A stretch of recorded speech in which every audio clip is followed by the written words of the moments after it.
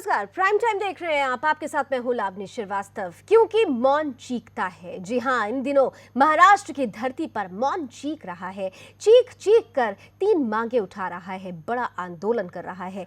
महाराष्ट्र में इन दिनों 33% मराठा समाज के लोग सड़कों पर उतर आए हैं। 3 मांगे हैं, बड़े आंदोलन कर रहे हैं। और इस आंदोलन की खासियत यह है कि इसमें ना तो कोई मंच है, ना तो कोई नेता है, ना तो कोई भाषण है, ना ही कोई नारा है। बस हजारों, लाखों, करोड़ों की संख्या में मूक प्रदर्शन के जरिए ये लोग अपनी बातें सरकार तक, देश तक पहुंचाने की कोशिश कर रहे हैं। और इस तस्वीर से, जो ड्रोन के जरिए ली जा रही है, इस तस्वीर से सरकार में आशंका भी है, कौतूहल भी है। आज हम इसी आंदोलन की बात करेंगे, कुछ महत्वपूर्ण पहलू आपके बीच रखने की कोशिश करेंगे। लेकिन उससे पहले शुरुआत में इस रिपोर्ट से समझिए कि किस तरीके से वाकई महाराष्ट्र में मौन चीख रहा है।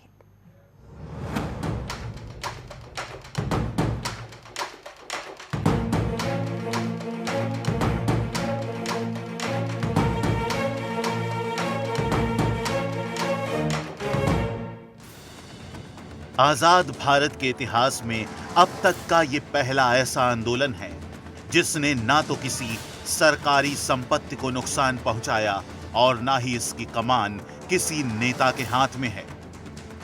इस आंदोलन को देखकर इतिहास के एक आंदोलन की याद आ जाती है। वो आंदोलन था 1917 का रूस में हुआ बोल्शेविक आंदोलन, जिसे बोल्शेविक क्रांति के नाम से भी जाना जाता है। उस आंदोलन में एक फूल की पंखुड़ी तक को नुकसान नहीं पहुंचा था, फिर भी रूस की राजशाही को गिरा दिया गया था। देखिए, ये अपार जनसमूह, ये किसी नेता का भाषण सुनने नहीं आए, ना ही किसी अभिनेता का दीदार करने आए हैं।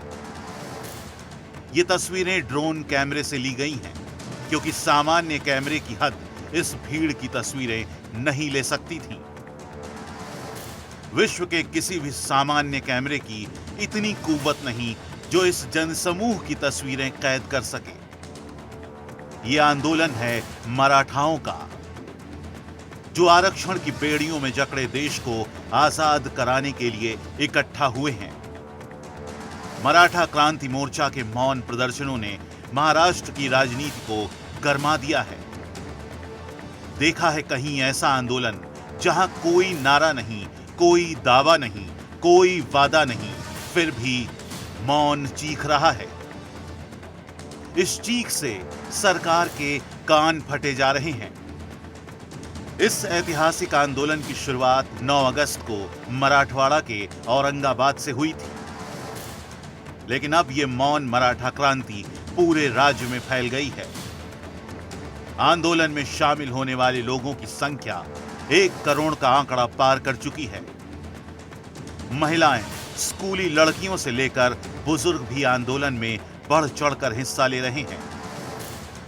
मराठा समाज की एकजुटता ने राज्य में बड़ी बड़ी राजनीतिक पार्टियों को सोचने पर मजबूर कर दिया है।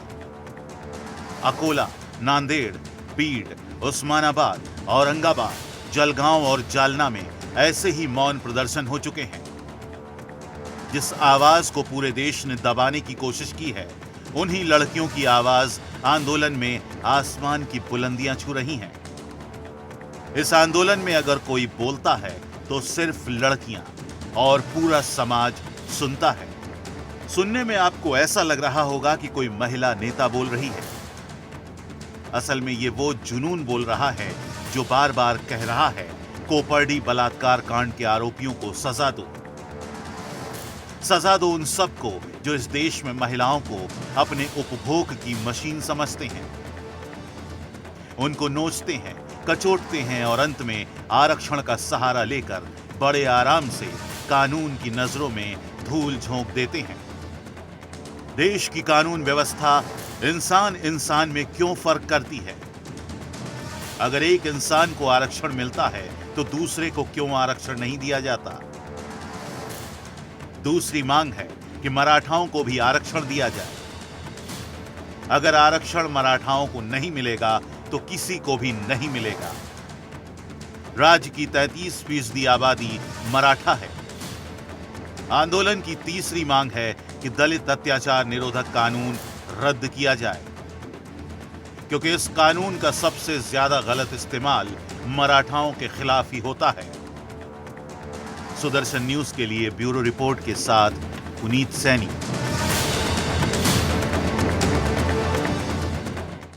तो इस मौन आंदोलन ने भी सरकार के चूल्हे हिला दिए हैं, क्योंकि सरकार को ये बात समझाने की कोशिश की जा रही है कि राजनीतिक प्रबंधन के साथ साथ बुनियादी मुद्दों को दरकिनार करना देश के लिए सही नहीं है। किस तरीके से इस आंदोलन की आवाज लड़कियों की आवाज बनी है, एक नजर इस पर भी। शिकायचंय, आम्हाला शिकायचंय, मोठ्या हुद्द्यावर जायचंय, पण आरक्षणाच्या राक्षसानं आम्हाला जखडून ठेवलंय। 90% मार्क मिळूनही ऍडमिशन्स मिळत नाहीत। माझा उच्च शिक्षित भाऊ आज घरी बसलाय, त्याला नोकरी नाही, त्याचं कारण काय? आरक्षण। मराठ्यांच्या पोटी जन्म घेऊन आम्ही काय पाप केलंय?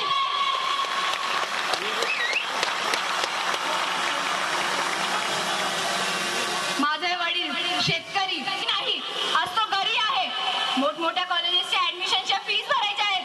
कसं करायचं आम्ही हे सगळं? कसं करायचं आम्ही हे सगळं? सांगा ना, कसं करायचं आम्ही हे सगळं? आज माझे असंख्य बांधव अॅट्रॉसिटीच्या गोत्यात गुंतले आहेत। त्यांना न्याय मिळाला पाहिजे। 100%पैकी फक्त 4% हे गुन्हे सिद्ध झाले आहेत। बाकीचे 96% गुन्हे हे खोटे आहेत। त्यांना ज्यांनी खोटे गुन्हे नोंदवले त्यांनाही न्याय मिळवून द्यायला पाहिजे। शिवछत्रपतींच्या राज्यात स्त्रियांवरती अत्याचार करणाऱ्यांचे हात पाय तोडले जायचे। त्याच महाराष्ट्रात काय चाललंय? काय चाललंय त्या महाराष्ट्रात? एकीकडे म्हणतात मुली शिकवा, मुली वाचवा, मुली जगवा, आणि दुसरीकडे तिचं तुम्ही रक्षणही करू शकत नाही। का जन्म घेतला मी? का जन्म घेतला मी मुलगी म्हणून? का जन्म घेतला मी मुलगी?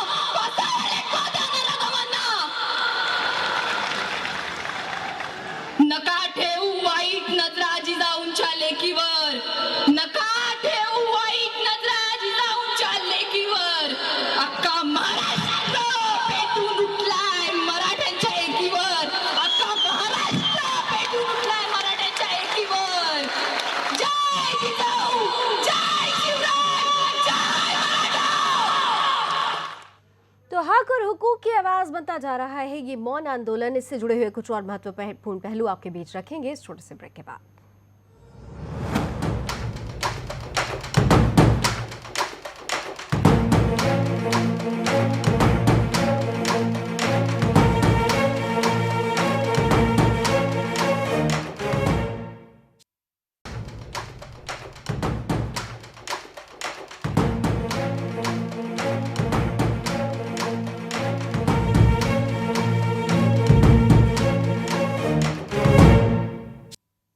तो आज हम बात कर रहे हैं उस मराठा क्रांति की जो कि मौन होकर भी चीख रही है। और हमने आपको ब्रेक से पहले रिपोर्ट दिखाई कि जो 3 खास तौर पर मांगे हैं वो किस तरीके से सरकार के लिए मुसीबत बन सकती है, और जो मांगे हैं उनको उनके विभिन्न पहलुओं और क्या क्या हो सकते हैं। इस पर बात करने के लिए मेरे साथ इस वक्त एक खास मेहमान जुड़ रहे हैं। मेरे साथ इस वक्त जुड़ रहे हैं सकल मराठा क्रांति मोर्चा सदस्य राजेंद्र धोड़े साहब। राजेंद्र साहब, बहुत बहुत स्वागत है आपका सुदर्शन न्यूज़ में।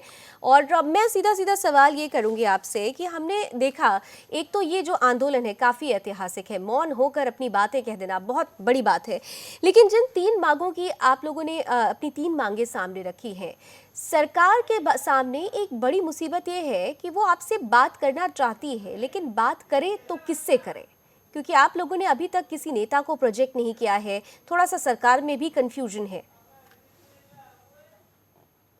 राजेंद्र जी, नमस्ते। मैं सकल क्रांति मराठा मोर्चा की तरफ से बोल रहा हूं जी। मैडम, बात ऐसी है कि ये जो मराठा क्रांति मोर्चा का जो आंदोलन है महाराष्ट्र में, ये औरंगाबाद से शुरू हुआ है और महाराष्ट्र के करीबन 8 से 10 जिले में अभी तक हमारा मोर्चा सफल हुआ है। कल मोर्चा अहमदनगर डिस्ट्रिक्ट में था, आज नासिक में था, कल रविवार के दिन, संडे के दिन पुणे में है। और एक भी मोर्चा ऐसा नहीं है कि जहां पे 10 से 15 लाख के नीचे लोग आए नहीं है। Minimum 10 to 15 lakhs of people हर एक सभा में, हर एक मोर्चे में आए हैं। ये हमारा जो मोर्चा चल रहा है ये बेसिकली मूक मोर्चा है। शांति की तरफ से हम बढ़ रहे हैं, अहिंसा की मार्ग से हमारा मोर्चा चल रहा है। हम कोई घोषणा नहीं देते, हम कोई बैनरबाजी नहीं करते, हम कोई पेपर में एडवर्टीजमेंट नहीं कर रहे, हाँ ना हम किसी के पास जा रहे हैं। ठीक है, ठीक है। मराठा राजेंद्र साहब, मैंने इसीलिए आपसे जो सवाल किया, राजेंद्र साहब, इसीलिए हम यहाँ ये समझना चाहते हैं, आपका आंदोलन जो है बिल्कुल अनूठा आंदोलन है। जिस तरीके से तस्वीरें सामने आई हैं, काफ़ी अनूठा आंदोलन है ये। और लेकिन यहाँ सवाल उठ रहा है कि आप सरकार से जो मांगे रख रहे हैं सरकार के समक्ष, सरकार थोड़ा पशोपेश में है, डिलेमा में है कि वो बात करे तो कैसे करे, किससे करे, कौन ब्रिज होगा।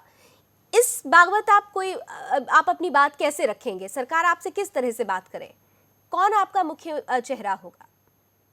हमारा मुख्य चेहरा तो अभी तक तो हमने कोई डिसाइड किया नहीं है। अभी तक तो कम से कम 10 से 15 मोर्चे अभी बाकी है और हमारा जो फाइनल मोर्चा निकलेगा वो मुंबई में निकलेगा। उसकी तारीख अभी तक फाइनल नहीं हुई है, लेकिन ये जो आंदोलन हो रहा है शांति की मार्ग से, ये अभी तक दुनिया में कहां पे भी नहीं हुआ है। और ये जो आंदोलन चल रहा है इसमें ऑलरेडी हमने हर एक कलेक्टर को, जहां पे भी हमारे मोर्चे चल रहे हैं, हमने हमारा निवेदन दिया है जो कि सरकार की तरफ गया है, लेकिन सरकार इसका कोई भी कॉग्निजेंस नहीं ले रही है। Government is not at all serious. Government हमसे कोई बात करने के लिए अभी तक कोई मंत्री या गवर्नमेंट का कोई ऑफिसर या महाराष्ट्र के मुख्यमंत्री अभी तक कोई हमारे पास आए नहीं है। लेकिन हमें विश्वास है कि हमारे जो 5-6 मांगे हैं वो गवर्नमेंट उसके ऊपर एक पॉजिटिव वे से विचार करेगी। और हमारा जो आंदोलन जो चल रहा है, जब हम मुंबई में जाएंगे तब डेफिनेटली गवर्नमेंट को इसके अंदर कुछ हमको देना पड़ेगा। सर, आप अगर गवर्नमेंट तीन जो मांगे हैं सर, आप लोगों की जो 3 मांगे हैं, खास तौर से आप ये कह रहे हैं कि शिक्षा और नौकरियों में आरक्षण की आप बात कर रहे हैं, लेकिन वो मामला तो हाई कोर्ट में चल रहा है। आप पहले हाई कोर्ट का जो मसला चल रहा है उसके सरकार उसमें हस्तक्षेप कैसे कर सकती है? दूसरा, जिस आप SC/ST एट्रोसिटी एक्ट को खत्म करने की बात कर रहे हैं, क्या आपको लगता है कि मौजूदा जो हालात हैं उसमें सरकार के लिए इस एक्ट को रद्द करना पॉसिबल हो पाएगा? मैडम, आपका जो पहला निवेदन था हाईकोर्ट के बारे में, हाईकोर्ट के बारे में सुप्रीम कोर्ट ने डायरेक्शंस दिए हैं बॉम्बे हाईकोर्ट को, और बॉम्बे हाईकोर्ट से मैटर चली गई है औरंगाबाद हाईकोर्ट में। 30 सितंबर को औरंगाबाद हाईकोर्ट में उसकी हियरिंग हो जाएगी। ठीक है, महाराष्ट्र गवर्नमेंट उसका एफिडेविट उधर देगी और हम पूरी कोशिश करेंगे कि हमको इसमें सफलता मिले। दूसरी चीज, जो एट्रोसिटी के बारे में आप बोल रहे हैं, तो एट्रोसिटी का जो एक्ट है वो सेंट्रल गवर्नमेंट का है, महाराष्ट्र गवर्नमेंट का नहीं है। हमारी मांग ऐसी नहीं है कि तुम एट्रोसिटी एक्ट पूरा निकाल दो, लेकिन उसमें कुछ सुधार ना करो, उसमें कुछ एडिशंस और अल्टरेशंस करो। क्योंकि मराठा समाज आज जो रास्ते पे आया है, जो 3 मेन मांगे हैं उसमें से एक एट्रोसिटी की जो मांग है, ये बहुत सेंसिटिव सब्जेक्ट है, जो कि उसका यानी उसमें कुछ संशोधन, उसके दुरुपयोग में जो संशोधन लाया जा सकता है, उस संशोधन की आप लोग बात कर रहे हैं। बहुत बहुत शुक्रिया राजेंद्र जी हमारे साथ जुड़ने के लिए। तो ये मराठा आंदोलन है, 3 विशेष मांगे सरकार के सामने रखी जा रही है, और जैसा कि अभी राजेंद्र होर्डे ने बताया भी कि आने वाले वक्त में यह आंदोलन कई मार्गों से, कई सड़कों से होकर गुजरेगा। सरकार थोड़ा पशोपेश में है, क्योंकि सरकार के लिए स्थिति को समझना, भापना, दोनों ही आकांक्षाओं और आशंकाओं और कौतूहल, तीनों चीजों से भरा हुआ है। क्या रास्ता अख्तियार होगा, क्या और रूप होगा इस आंदोलन का, हमारी नजर बनी रहेगी। बहरहाल प्राइम टाइम में अभी बस इतना ही। देश दुनिया की तमाम खबरों के लिए आप देखते रहिए सुदर्शन न्यूज। जय हिंद।